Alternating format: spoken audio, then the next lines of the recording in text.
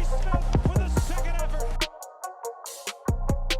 Torrey Smith is in for an Eagles touchdown. Smith, touchdown.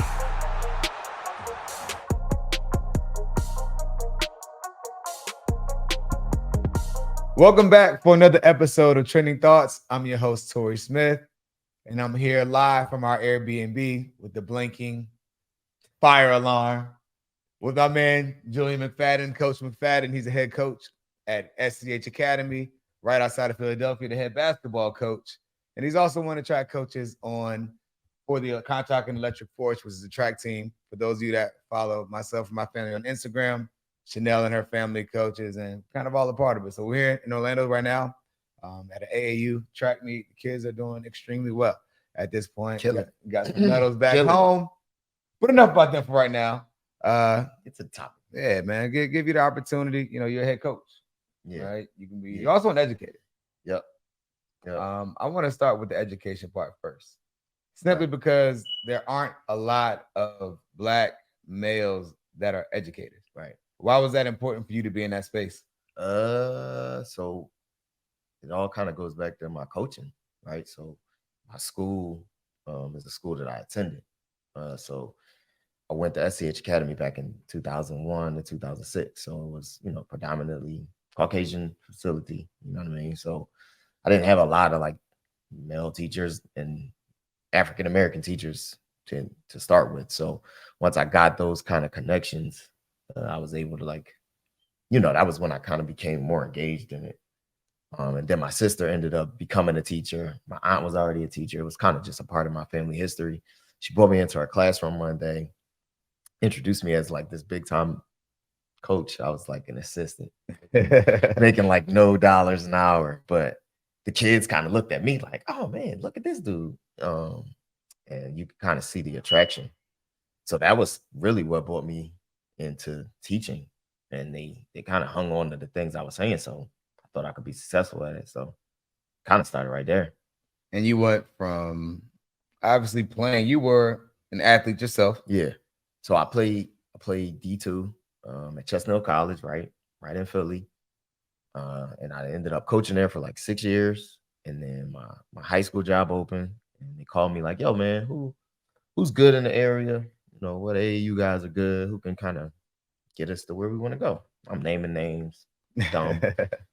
And they called me back the next day like, hey man, would you be interested in it? And kind of just started there. And so you go from playing at the collegiate level, which not a lot of people had the opportunity to do, to coaching at the youth level. For us, we're really here as fathers. Our kids are competing. Facts, bro. And on this show, Trending Thoughts is trending for a reason, because we like to keep it relevant to what's going on in my life or in the area, right? Or in this world. Yeah. Our kids. We both coach our kids. And there are a lot of people out here, coach, who have challenges with that. They love it. They hate it. And I want to dive into that, because I know we have our conversations that aren't on camera, that it's been a journey over the last few years. Your older son, Julian McFadden, I actually coach him with Level 82. He was at SCH Academy, who's now transferring over to LaSalle College, one of the top receivers in the state of Pennsylvania. Shout out to you for the speed, the genetics there. But what has it been like for you? You've had the opportunity to really coach all of your kids. Yeah. You have 3 of them, and I'll allow you to get into that yourself. Yeah, so it started with Jules. So got Jules in the track kind of by happenstance, right? I was coaching him in football. I was kind of helping. That was back when I didn't really know football. I was like just a dude that really liked it. I wish I could have played. I could have played past like 8th grade, right? And I was coaching him in that. I was coaching him in basketball. And we figured out like, hey man, if you're gonna do both of these, you should probably run track. So I got a chance to coach him in that too. And then little Mace is on the team with Torrey now. So they kind of battle it out every day, right? Like them dudes go against each other. Kind of coaching Levi up, coaching Cam basketball, football, kind of get to see them all in their element to an extent every day. So that's kind of cool. So for you, obviously, you come from a strong family. What has it been like for you to have the opportunity to coach your kids? It's been a blessing, and it's also been it's like constantly getting it wrong. Like, What do you mean by and that? so like getting it wrong, meaning like I'm doing things that are good, but also like there are moments that you go back and you reflect, like, man, I shouldn't have did that. I shouldn't have said that in that moment, right? Where I'm not being a coach necessarily. Now I'm being a dad. And there are moments where your kid needs you to be more of a dad than they need you to be a coach.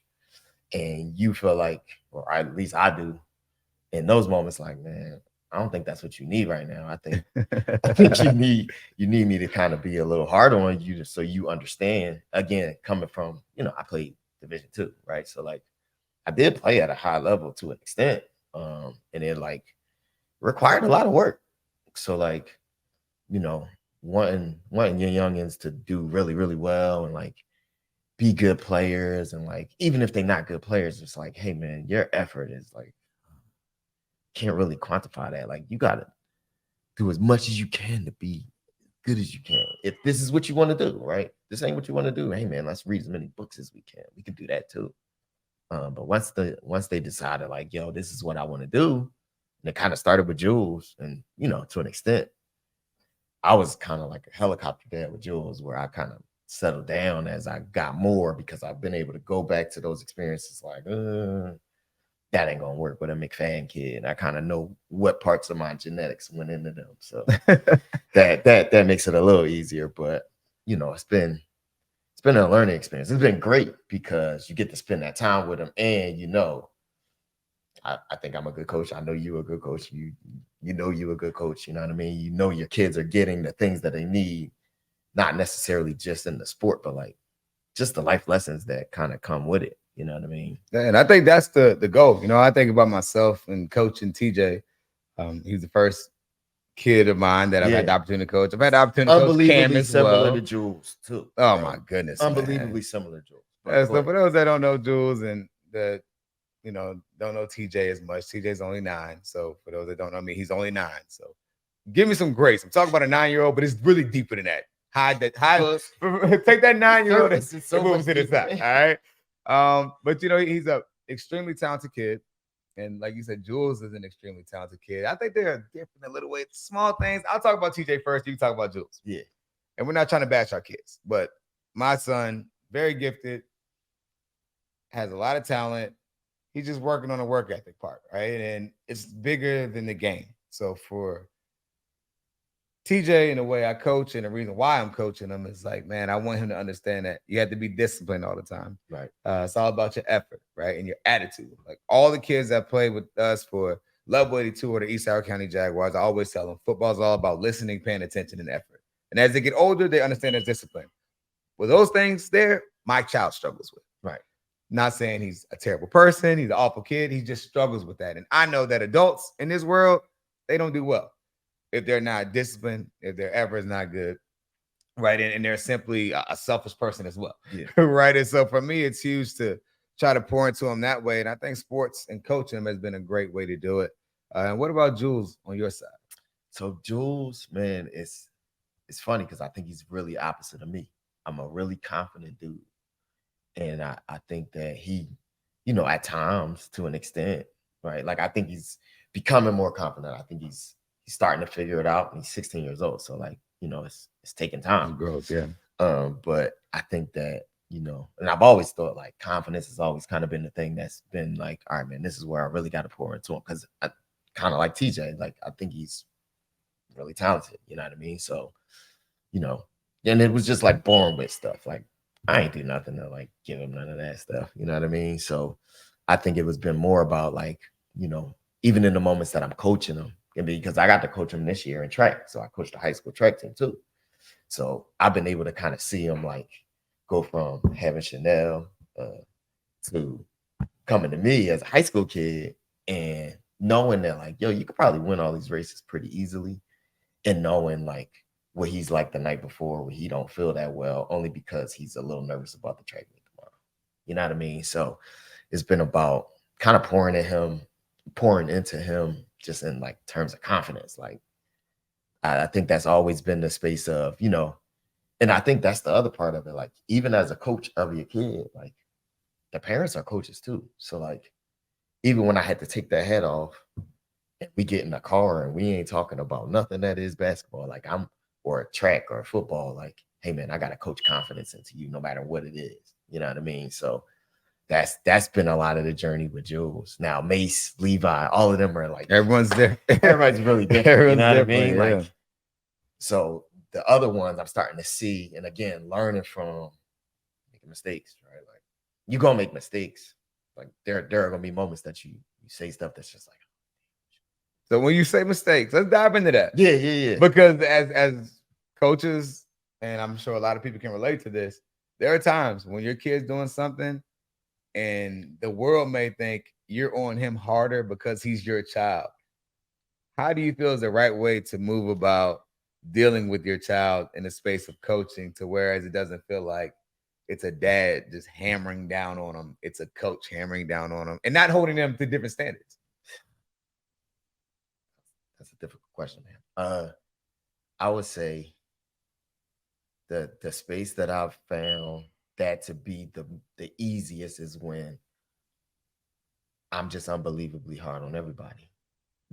Right? Like, and I figured that out more as Jules got older when he's on my high school team for basketball, where that's my main sport. Right. And I actually got a story for that, if you care for it. He was practicing well. This was this year. My team was pretty good this past year. You have a young man that's going to Marquette. Kid going to Marquette, kid going to VMI. And then I got a bunch of kids that are like juniors right now that are all commanding Division I energy. So, like, we were good. Jules is the sophomore on that team. He's known as like the coach's son, does everything right, 3-and-D guy, doesn't really do anything else. We had like a string of practices, like 2 weeks straight. And he's playing well, like making every shot, everybody in the crowds, all my administrators asking, when Jules gonna start getting in the game? I'm like, no, we'll see. And he has a moment during one practice, and my energy was already kind of off for that practice. He has a moment, he doesn't shoot a 3, passes, he turns it over. I lose it in front of everybody. Like, no, you ain't my son right now. The only reason you're here is to shoot the ball. That's the only reason you're here. You can tell he's angry. He doesn't say anything. Comes down the next play, makes a 3. We go home. He goes and talks to his other coach, his mama. Coach Kate? Yeah, he goes and talks to Coach Kate and tells her the whole story, but doesn't do it in earshot of me because he doesn't want me to know that he's mad at me. He's just like, yeah, Dad, he gonna gets the nerve to say, you want me out here to shoot the ball. I'm the best defender on the team. Rebound. He's going through all these things that he can do really well. She comes back, she tells me, she's getting on me. And, I go back to him like, the next day in practice, we good? You gonna shoot the ball? Like, that was the motivation you needed. And I have to be able to find that balance of, I'm going to treat you like I treat the kid from Marquette. I'm going to treat you like I'm treating the kid that's going to VMI. You know what I mean? Like, that's been my balance to be able to make sure that that's the case. Now, are there moments that I know that I can't effectively do that? And I got to like, hey, go talk to Jules, man. Telling another coach. Hey, go talk to him. Yeah, all the time. But I've gotten better at that as time is going on, because there are moments when he was 9 that I wouldn't do that. Right. That's just growth, right? I think it's a journey for everybody, right? For the coach, hard, for the child, like, it's and them getting used to you, right? Like, right. He expected me to blow up on him that day, but I thought he felt like I was disrespecting him, because he was cooking them dudes. I'm not gonna lie, he was, and I probably should have played him more than I did. But like, no, you my son. I don't want people saying, "Oh, nepotism." I don't have time for that. I'm not here for that. And how real is that, though? It's real. It's very real. Like, I don't think real. you can escape that at all. I think it's really real. And unless you're a guy or a coach or that's really conscious of, like, in the evaluation process, yo, how fair am I really being of this kid, they're doing the same skill. Who's the most effective at it? That's hard. It's really hard. So, like, to an extent, I don't think it's that hard. You don't?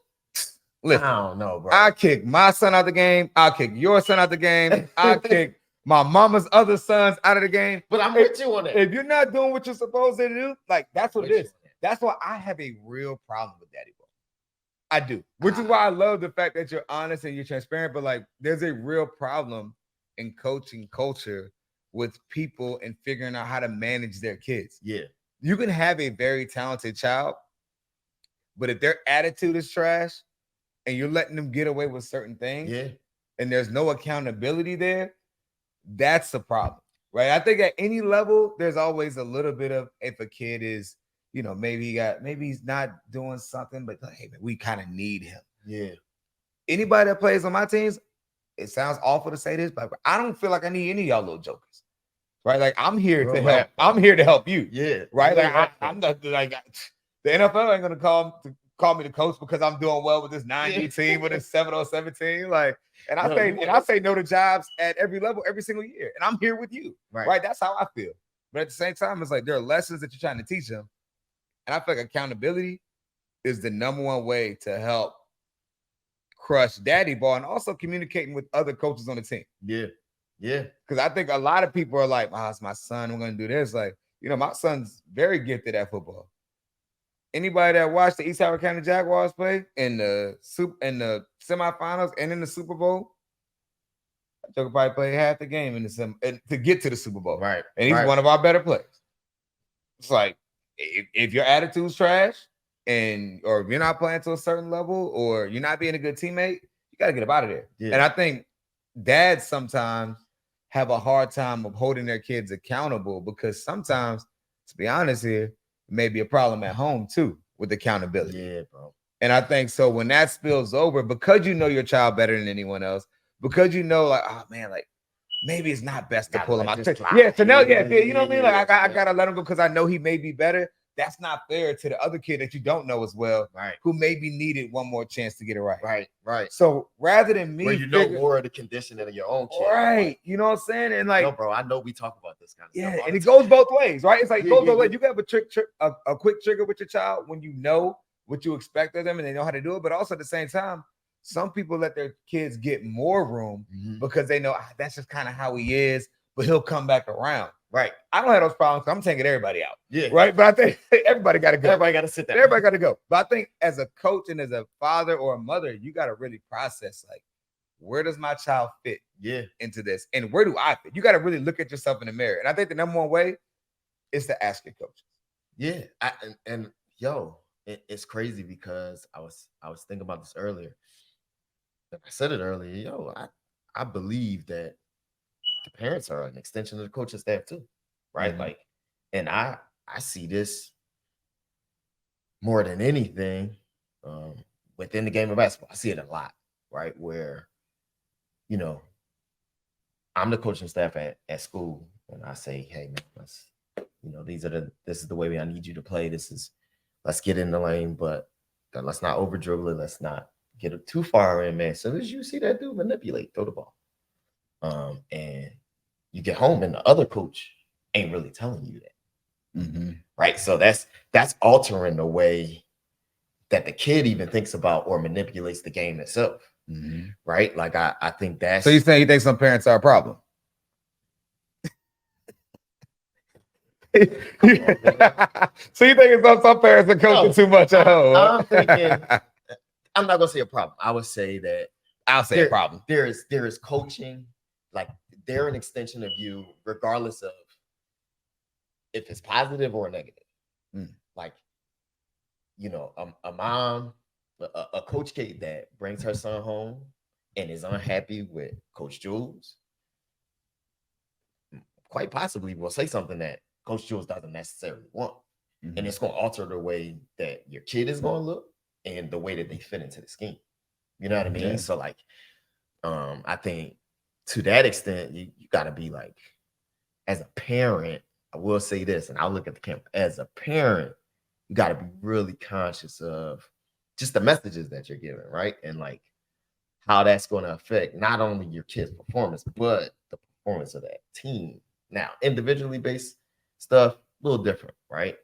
But I think the parents are like the coaching extension more than they even know, because now it's making them think about like, okay, how am I manipulating what this game is and what it's going to do for me, when realistically, for the most part, the stuff our kids do is team stuff.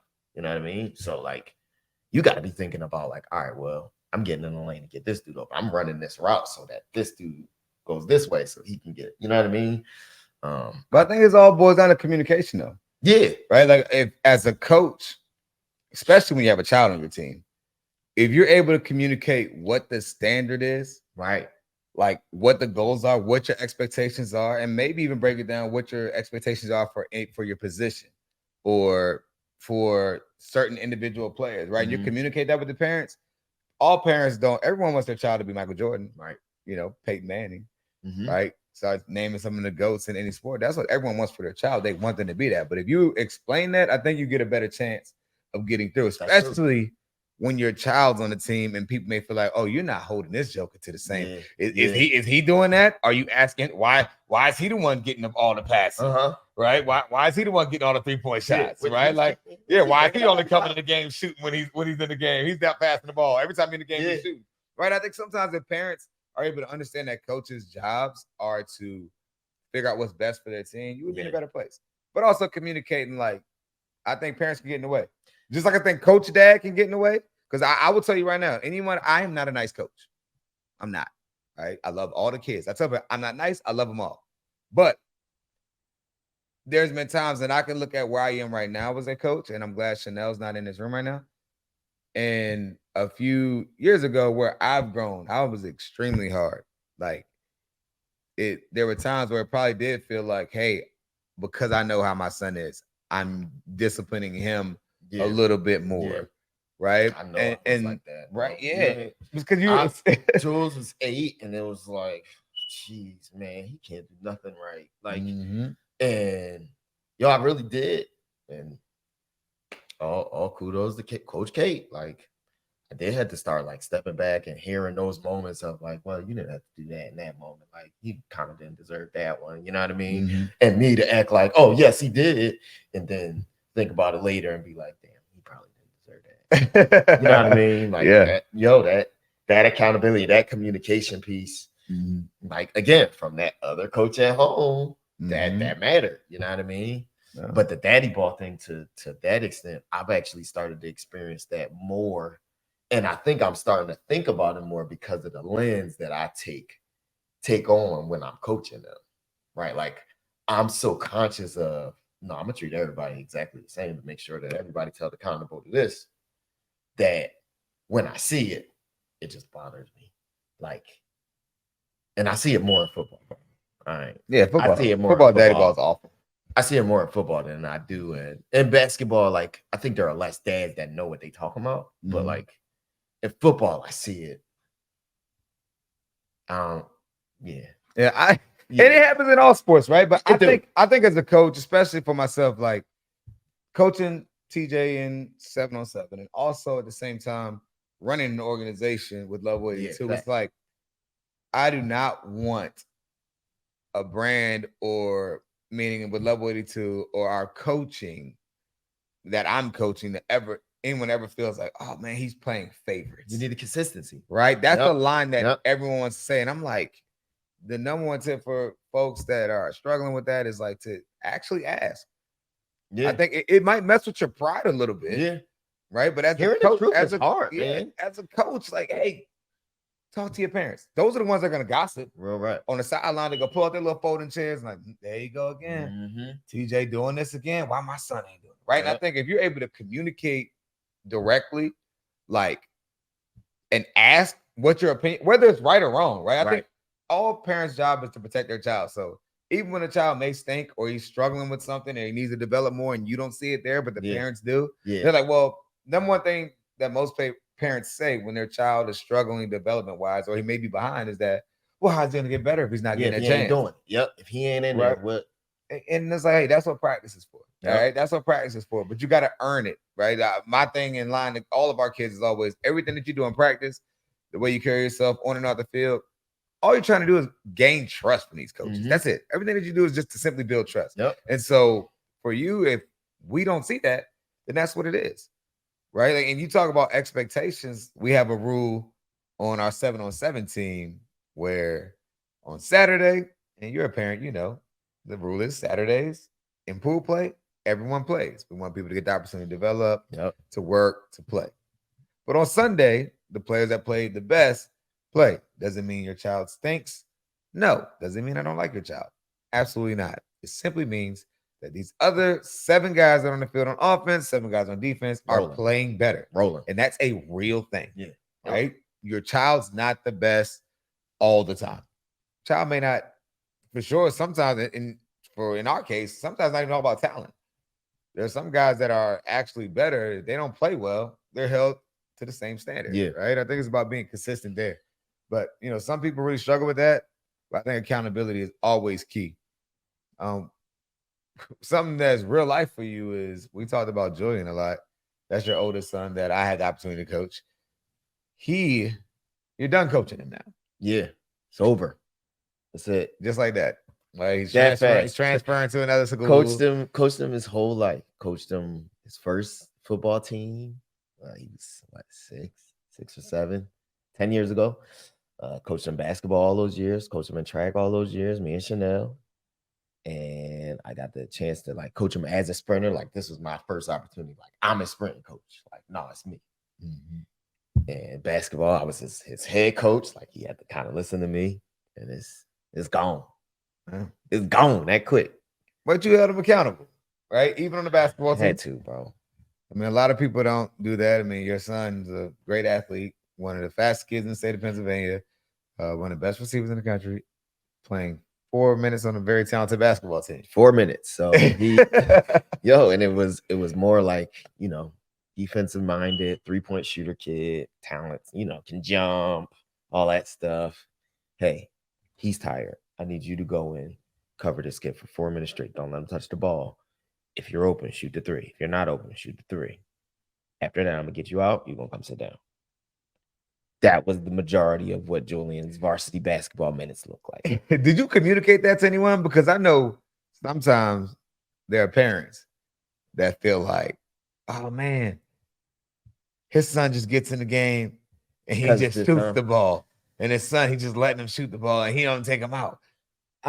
I honestly can say I never communicated that out loud, outwardly to the parents. I think my kids on the team were so aware of it that like, nah, little Jewel should be playing way more than he does, but like his dad don't be putting him in like that because he just don't think he's ready. That I think the word just kind of traveled. There was a lot of parents that asked me why he didn't get him more, which was weird. Because he was a good little player, but I didn't need him. Right. So like, is there a part of you that for the parents that struggle understanding, they think, oh, everyone should play? It's a very competitive team that you coach. What? But it's your son. I struggle with everybody should play on rec teams. Just because I know that like there are some sports if you play your sport. If you play and you're not ready, you're gonna get somebody hurt. You're gonna get yourself hurt. Absolutely. You're gonna hurt somebody. You're flight risk, right? Some kids, like it's the truth. I struggle with like the moments of, you know, I had a 9U travel basketball team. There was some kids that just wasn't getting in because, you know, that practice piece kind of determined all of that, right? Like, and this is the consistency of trying to teach kids like, there's that accountability that is like not just on game days. This is like a daily thing. And there were kids that weren't getting in them games. And those parents, again, I communicated better with my younger kids' parents than I did with my high schoolers. Because in high school, I kind of look at it like, well, you know, you're not, you know that your kid not really ready for this. Do they though? No. Not really. They don't. It's because it's your baby. They come home. Yeah. The flip side of that is being a parent that your child comes home and they're like down. Yeah. Because their coach isn't And playing out. them, or they think their coach doesn't like them. That's a tough spot to be in. As Yo, a parent, you want to protect your baby. I understand it. I'm not the best coach for that, though. I've gotten to the point now, Torrey, where I record my practices in high school. Like, I turn on the huddle camera for certain amounts of time that we're gonna do stuff, just to be able to, like, all right, hey, me and you can review this player to see, like, all right, man, these are the things that I need out of you in order to be able to go out there on Tuesday nights, Thursday nights, Friday nights, and be able to perform. And there have been moments where I've needed that footage, or, you know, the tryout. Like, I've had to pull my tryouts to show parents, like, he can't lay the ball up with his left hand. Mm-hmm. Like, you can't play varsity basketball like that. It doesn't work like that. You know what I mean? So I've tried to use as much technology as I can for the sake of accountability, in order for kids to understand, like, yo, this is the type of feedback that you're going to get from here on out, right? Like, if you want to play this level or any level after this, Division 3, Division 2, Division 1, NAIA, USA, CCA, whatever, they're going to hold you really accountable for, like, how you practice, how you compete, how your body language is, what you look like when things go good, what you look like when things go bad. And really just trying to over prepare them for, you know, the live periods and the big games that we have that maybe a coach is coming to, maybe they're not. Like, it's a feedback thing. You're going to get feedback from the next level if that's where you're trying to get to. I'm trying to prepare you for that. And also, it makes it easier on me when mama doesn't understand why her baby ain't playing the 13, 14 minutes that she thinks he deserves, right? I've started using a lot more of that stuff to help myself. Yeah. To an extent. That helps. You got to be able to communicate that, because I think sometimes parents don't understand the expectations, right? Yeah. And some coaches don't do a great job of communicating that. Yo, especially dad coaches. Yeah. Because sometimes, like, they want to withhold. Yeah, they don't talk to their coaches about it. They don't talk to anyone else. It's like, oh, I got a plan for him. Mm-hmm. This is how it's going. And that's not necessarily fair to your child or even the entire team, right? Like, I talk to our coaches with the Jaguars level too. Like, first of all, everyone knows I'll yank TJ out in a heartbeat. Yeah. He will not be on that in a second, right? But I think at the same time, you see that accountability there, kind of, for me trying to treat everyone the same. Yeah.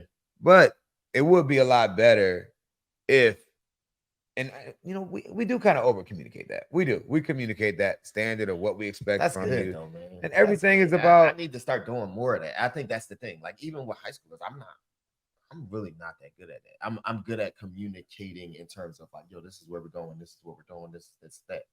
But I do a lot more of the communication between me and the kid, because once you get to 9th through 12th grade, I'm trying to make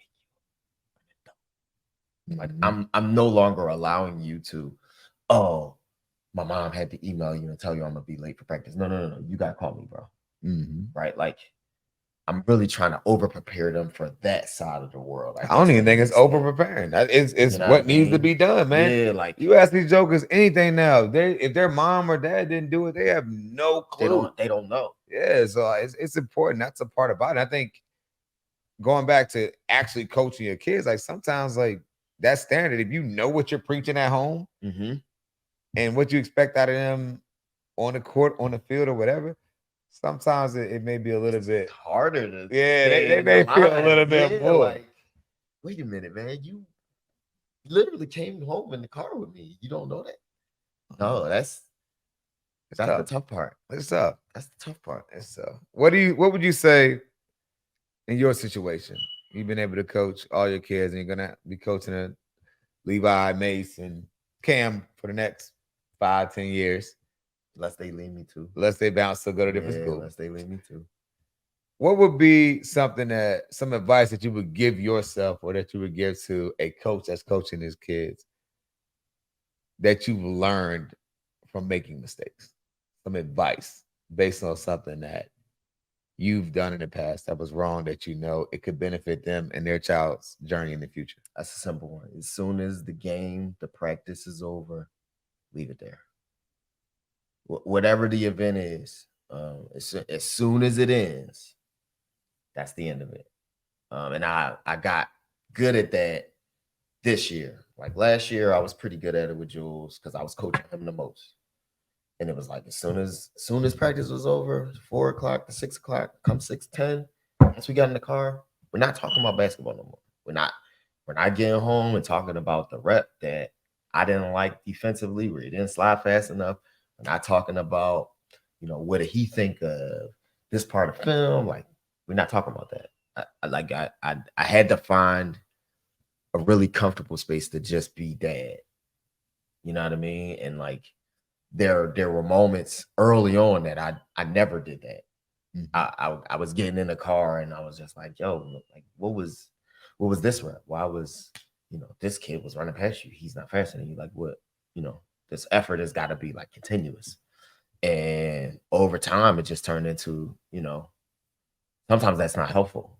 Like it might be helpful for me because I'm ranting and raving and I feel better because I said what I needed to say to you. And I feel like I'm helping you become a better human, but also your personality might not be made for that in every single moment. Mm-hmm. So, being able to like sleep on things like, man, as soon as we leave here, all right, I just want to talk to you about like dad stuff and like being your friend to an extent. You know what I mean? Like leave it right where it's at as soon as it's done, no matter what the event is. And that's real because I was absolutely awful at that until the last 6 months. I'm talking about every viral video you see of a dude reenacting what his dad's like. That's me. I'm that guy. Like the amount of times I've told primarily TJ, Cam, different kid, different type of effort. We haven't had to yell the same kind of things. But I've told TJ countless times, like, got in the car, door shut, about 2 seconds in. Like, do you even want to play? Like, do you know how much commuting I'm doing to try to put you in this position and this kind of effort you giving? Yeah. I feel like I take it personal. And that's the problem. It's his journey, right? He's the one that's doing it. I'm focused on the work ethic, doing the right things, the listening, paying attention, and effort, right? Yeah. That's the part that I'm focused on. But at the same time, too, when you're sacrificing certain things or you're committing, it's like, hey, I want to see your commitment and effort. That's it.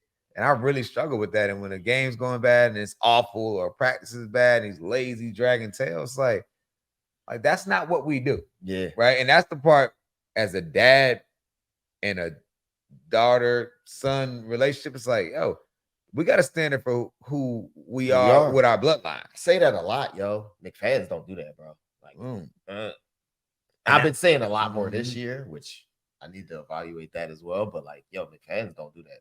That's not who we are. That's hard. I think there's probably some therapists out there that's like, yo, why are you saying that to your child? Like, but it's the truth. It's like, yo, like, I'll go. I don't care what the best therapist in the world says. I'll stand on any hill and live and fight die, for that, bro. Because I'm raising my kids. Yep. And so I know that they can get life lessons from this thing like I did. I'm going to do whatever I can to make sure that they're fit young men and women for Coco to go out here and thrive in a world that is built to eat you up. Mm-hmm. Like, I have to do that because guess what? If when they're 20, 22, 23 and they don't have it all figured out, everyone's going to look and say, what were the parents doing?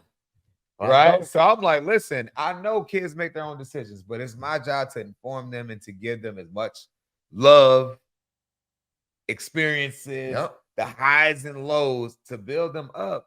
And like, if they make those decisions down the line, so be it. But it's not gonna be. But it ain't gonna be because I ain't telling you. Because I listen to y'all straight up. Damn what you think. Yeah, I don't care nothing about that. Yeah. But I have learned, right? I have learned a lot. Like we talked about this coaching journey itself. Like you learn what works, what doesn't. Yep. You got Coach Kate at home. I got Coach Chanel at home. She's on me about things. Like mom doesn't agree with certain things I do or say.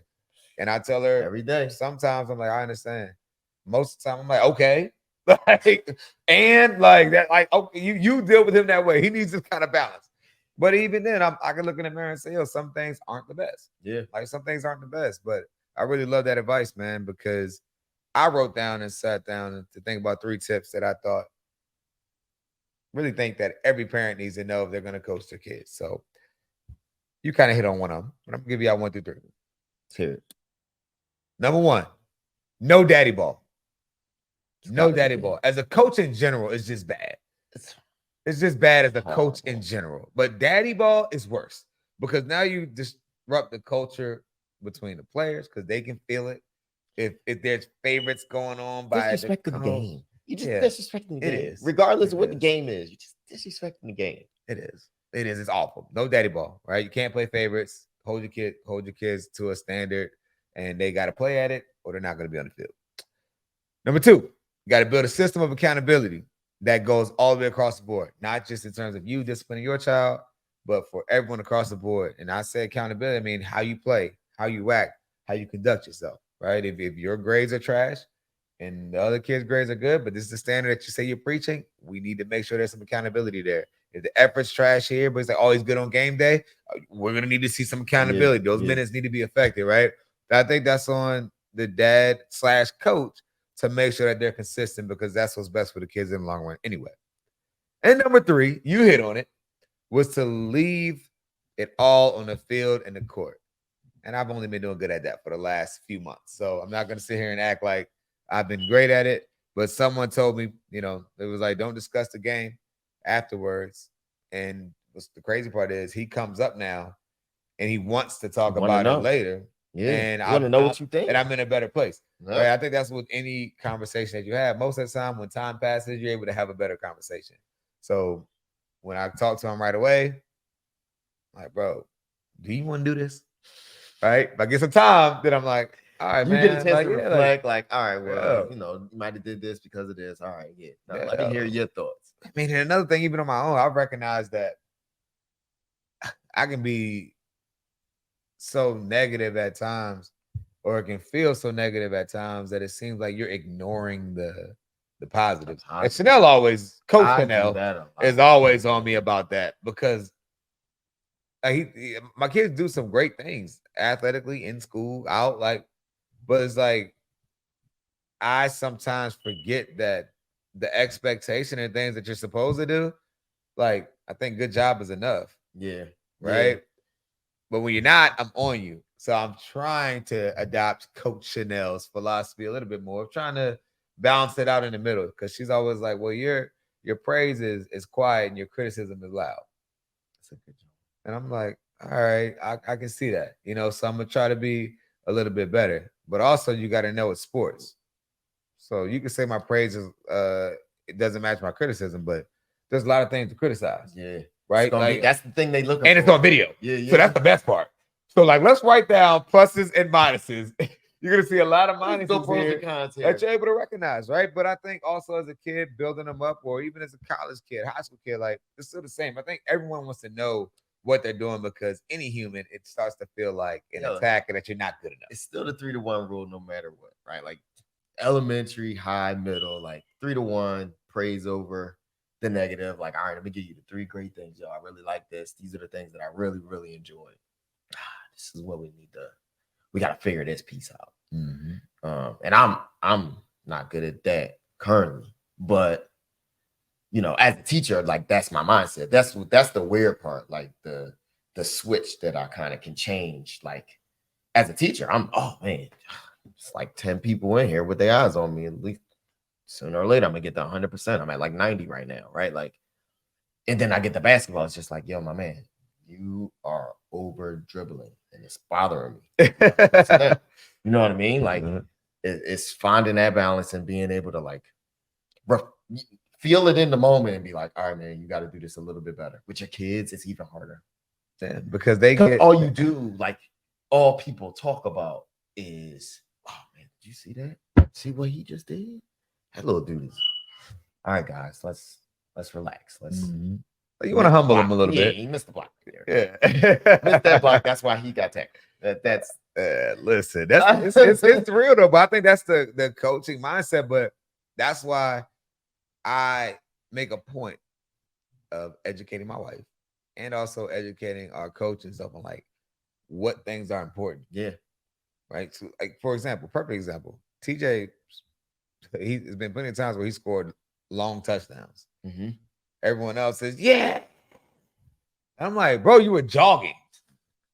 Like, you know what I'm saying? Like, Who was the elements that we took to yeah, get I'm there? like, and Chanel's like, oh, but what do you mean he just scored a touchdown? I'm like, no. What you got to understand in sports is you can have a great result with a negative process. Yeah. We're coaching the process because if you have a great process, you'll be consistent. If you're just out here, you're going to get it very inconsistent. If that's the way you're going to move about it, it's going to be okay sometimes. Mm-hmm. But what about when you get caught at the 10-yard line, the team lose the game Couple times when you could have kept running straight? You want to start dancing. You want to do this and that. So I'm definitely hard in that aspect. But again, it's a bigger picture. So my promise to my kids on the Jaguars on level 82 is that I'm always going to give you the best version of me, which means I'm going to yell at you and take you out when you want. Yeah, I'm going to keep it real with you. But at the same time, I am going to try to be better at giving praise before I get to the negatives. And I am. I've done better. I used to always start with, I was sorry. And then sometimes that's necessary, to be completely honest. Yeah. And it can't always. But sometimes they have games and stuff where it's like, listen, I ain't about to be here to tell you the one good thing you did. This ain't our standard. So if we ain't there, that's a whole nother conversation. Right. But I think I can be better at giving praise first, trying to lift them up a little bit more, because I get to the point, accountability-wise, with my son and anybody else's, it's like I'll kind of see him down. I'm like, dang, you want to lift them up? Like, it's like they feel like they disappointed you. Yeah. Right? Chanel says I have a look that's like disgusting. So I got to try to fix my facial expressions a little bit. But it's like they're disappointed. You want to lift them up. And so I am going to try to be a little bit more conscious of praise. But at the same time, like, everybody got a job to do. There's an expectation, there's a standard. So that's going to be a tough battle for me. But I'm going to be there because I know, like, TJ, he'll slump on the shoulders. Yeah, and then you giving that one praise. That just could be he likes throwing up. Yeah, he smiles on us. So, I'm going to try to be better there as Coach Dad for him, while holding him accountable and following the 3 tips to go ahead and get this thing right. But, yeah, man, we're wrapping it up. CEF holding it down out here in Orlando. Doing our thing. Medals. Got a lot of medals. Whole lot of medals going on down. Got one more left. And we'll be back home. But y'all subscribe, all that good stuff. Appreciate Coach Jules coming on here to talk about it. Bro. Coaching your kids is a challenge. One of the most rewarding things that we both pray a lot. Had the opportunity to do, for sure. Pray a lot. Yeah, just pray. And take it all in. For me, my parents didn't coach me. Right? Me neither. And as much as it is, Chanel thought that I wanted them to, though. You did? Yeah. I wanted them to. And I think that was maybe where I wanted to jump into man, let me get out here with this dude. I know a little bit of this. I always dreamed about that all too. These mistakes. I'm just making mistakes and learning from them. Man, listen, I didn't have folks at the games, man. So when I had the opportunity to go and coach my son, I was looking forward to it. If you would have told me, you'd have talked to me 4 years ago, whatever it was, when I retired, and you said I'm coaching this much, I'd say, yeah, right. Right. Because you would have never believed it. But that seems to be our life right now. We went from 7-on-7 to track and kind of hit the ground running. Football starts up here in a couple weeks. Coaching humans too, man. Right. Human builder. Little ones too. Leader of humans. Golly, but we're getting it all right, man. Not perfect. So give yourselves some grace as you're learning. We're far from finished products. Got a lot of work to do, but it's all about the kids. Keep them first. Love on them. And hold them accountable, y'all. No daddy ball. Don't let them. All right, y'all have a good one.